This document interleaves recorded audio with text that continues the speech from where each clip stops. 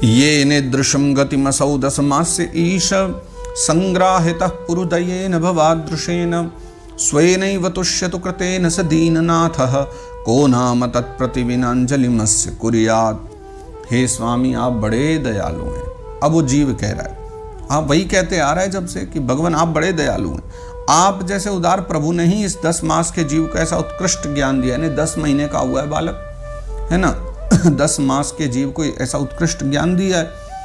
इस अपने किए हुए उपकार के सिवा आपके उपकार का बदला कोई दे ही क्या सकता है। यानी हम 9 मास पूरे होने के बाद, अभी तो 7 मास का हुआ था बालक और ये सब ज्ञान उसमें आने लग गया, तो बोले अगर मैं जन्म लेने के बाद भी मैं भला कौन सा आपके उपकार उतार सकता हूँ, या जो भी आप हमारे ऊपर कृपा करोगे उसका कोई बदला हम नहीं दे सकते। ऐसा कोई है ही नहीं जो आपका उपकार का बदला दे सके।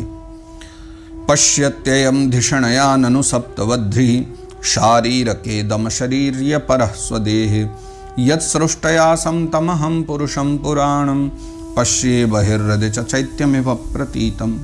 हे प्रभु, संसार के जो पशु पक्षी जितने भी अन्य जीव हैं मूढ़ बुद्धि के अनुसार अपने शरीर में होने वाले सुख दुख आदि का ही अनुभव करते हैं। यानी ये सब जीव तो अपने शरीर का अनुभव करते हैं, लेकिन मैं तो आपकी कृपा से शम दम आदि साधन संपन्न शरीर से युक्त हुआ हूँ।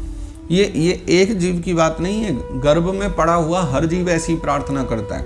सब में ज्ञान आता है, सबको पुराने जीवन याद आ जाते हैं, लेकिन फिर सब व्यक्ति भूल जाता है।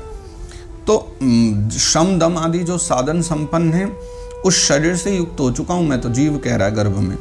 अतः आपकी दी हुई विवेकवती बुद्धि से आप पुराण पुरुष को अपने शरीर के बाहर भीतर अहंकार के आश्रयभूत आत्मा की भांति प्रत्यक्ष अनुभव करता हूं। यानी इस समय तो मेरी गति है कि आपने जो ज्ञान दे दिया है उस ज्ञान के कारण इस समय मैं आपका अनुभव कर रहा हूं, बाहर भी और भीतर भी, सर्वत्र मैं आपको समझ पा रहा हूं। सोहम वसन्नपि विभो बहु दुःखवासम गर्भन्न निर्जिगमिषे बहिरंधकूपे यत्रोपयातमुपसर्पति देव माया मिथ्या मतिर्यदनु संस्कृति चक्र में तत्। हे भगवान, इस अत्यंत दुख से भरे हुए गर्भाशय में यद्यपि मैं बड़े कष्ट से रह रहा हूँ, माँ के गर्भ में बहुत दुख उठा रहा हूँ, तो भी इसमें बाहर निकलकर संसार में अंधकूप में गिरने की मुझे बिल्कुल इच्छा नहीं है। यानी ज्ञान प्राप्ति हो जाए तो देखो व्यक्ति क्या बात करता है।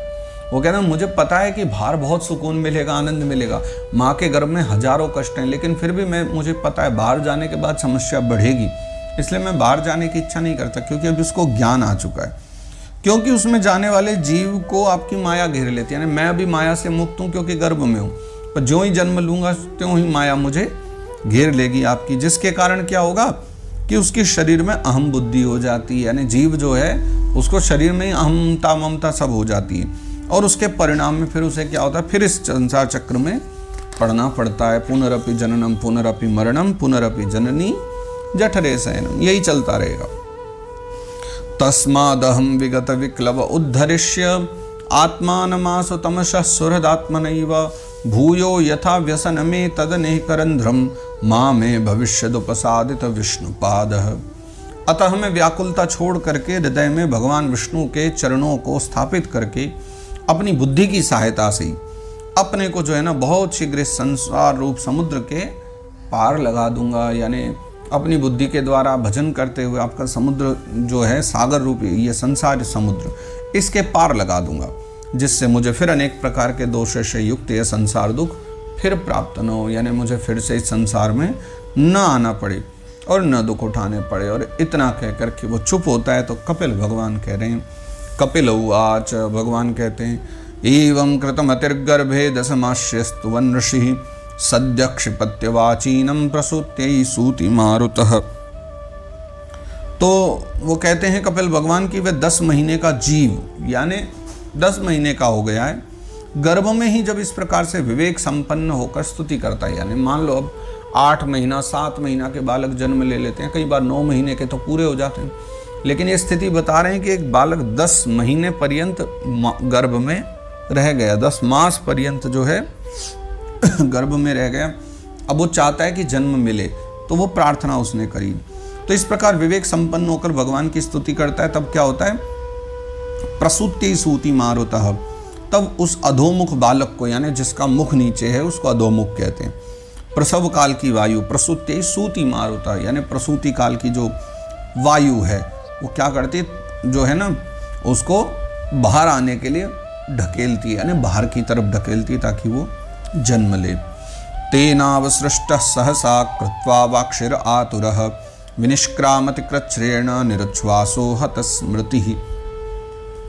उसके सहसा ठेलने पर, यानी वो वायु जब अचानक से उसको बाहर की तरफ ठेलती है तो बालक क्या होता है, अत्यंत व्याकुल हो जाता है और कृत्वा वाक्षिर आतुरः, अपना सिर नीचे करके बड़े कष्ट के साथ में, बड़े दुख उठाते हुए कष्ट से जो है बाहर निकलता है। क्या होता है, विनिष्क्रामति कृच्छ्रेण, जब वो बड़े दुख से बाहर निकल रहा होता है ना तो निरुच्छ्वासो हत स्मृति, दो चीज होती हैं।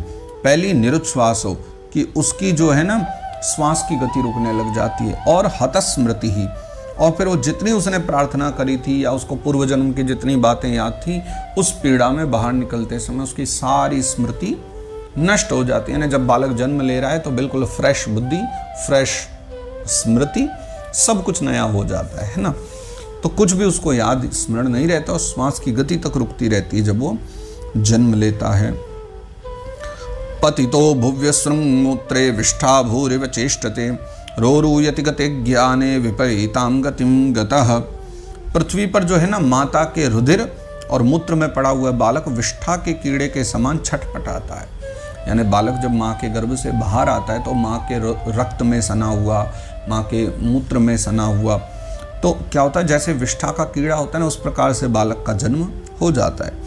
तब क्या होता है कि रोरूयति गति ज्ञान विपरीताम गतिम गतः, उसका गर्भवास का सारा ज्ञान नष्ट हो जाता है। कितनी प्रार्थना करी थी उसने भगवान की, परम पिता की, सब कुछ ज्ञान उसका नष्ट हो जाता है। और विपरीताम गतिम गतः, यानी वह विपरीत गति, यानी वही जो देहाभिमान रूप यानी अज्ञान दशा थी ना, यानी देह में अभिमान, देहाभिमान, अज्ञान का बढ़ना, अज्ञान की दशा, उसका नाम विपरीत गति। वो विपरीत गति को प्राप्त हो जाता है और बार बार जोर जोर से रोता है, क्योंकि माया में पड़ गया।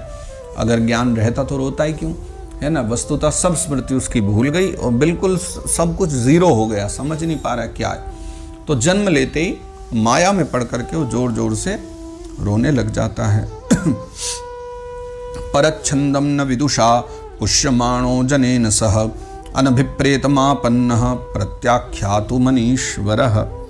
फिर जो लोग उसका अभिप्राय नहीं समझ सकते, यानी वो क्यों रो रहा है, क्या है उसके रोने का, लोग नहीं समझ पाते, तो उनके द्वारा उसका पालन पोषण होता है। यानी उसके रोने का कारण कुछ भी हो सकता है, लेकिन लोग उसको प्रसन्न होते हैं, लोग तो रो रहा है तो बालक अच्छी बात है, तो वो जो है ना फिर पालन पोषण उसका करते हैं। फिर क्या होता है, ऐसी अवस्था में उसे जो प्रतिकूलता प्राप्त होती है, यानी जो वो नहीं चाहता वो सब मिलता है, तो उसका निषेध करने की शक्ति भी उसमें नहीं होती। मान लो एक बालक है जो पूर्व जन्म का कोई साधु है, अब वो किसी कसाई के घर पैदा हो जाए और मान लो उसकी स्मृति आ भी जाए, उसको ये रहे भी मैं पूर्व जन्म में एक साधु था, अब ये कसाई तो जो मांस जो है बेच रहा है, मांस को काटता है पशुओं के शरीर से, अब वो चाहे कि नहीं मुझे इनके घर का दूध भी नहीं पीना, खाना भी खाना, वो कुछ कर पाएगा क्या, नहीं, चाहे वो रोता रहे पर उसको रहना तो उसी घर में पड़ेगा। तो वही है कि जो प्रतिकूलता भी उसे प्राप्त होगी ना जीव को, वो उसका निषेध नहीं कर सकता और न उसमें निषेध करने की शक्ति सामर्थ्य होती है।